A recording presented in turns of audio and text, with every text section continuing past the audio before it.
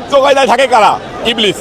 এখন যারা গুপ্তভাবে চলাফেরা করে, যারা সকালে একটা কথা বলে বিকালে আর একটা কথা বলে, সার্বক্ষণিক মিথ্যা কথা বলে, তাদেরকে হয় ইবলিস বলা হয়, না হলে স্বৈরাচার এরশাদ বলা হয়। জামাতের অবস্থা একই রকম। এদের কখনো ভালো জায়গায় জায়গা হয় না, এদের জায়গা হয় ড্রেনে, নর্দমায়।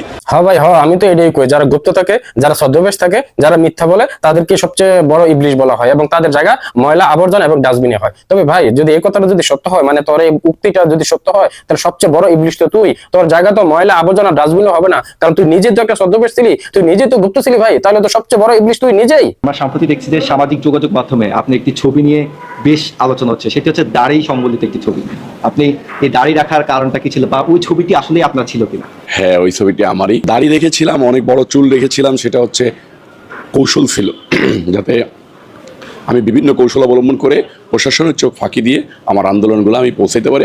কি ভাই, তুই নিজে তো এখন গুপ্ত ছিলি, তুই নিজে তো ছদ্মবেশ ছিলি, তো এটাই তো প্রমাণ হলো। তাহলে তুই সবচেয়ে বড় ইবলিশ। তোর জায়গা ময়লা আবর্জনা ডাস্টবিনে কোথাও হবে না, তুই এত বড় জঘন্য এক ইবলিশ। ভাই, আমি কিন্তু তোমার ইবলিশ বলি নাই, কারণ কোনো মুসলমানকে ইবলিশ শয়তান বলা জায়েজ নাই। আমি শুধু তুমি যে বলছো যে যারা গুপ্ত থাকে তাদেরকে ইবলিশ বলা হয়, আর যারা গুপ্ত থাকে তারা সবচেয়ে বড় ইবলিশ, যদি এটা সত্যি হয় তাহলে তুমি সবচেয়ে বড় ইবলিশ। বাস তোমার কথাটা জাস্ট আমি বুঝালাম।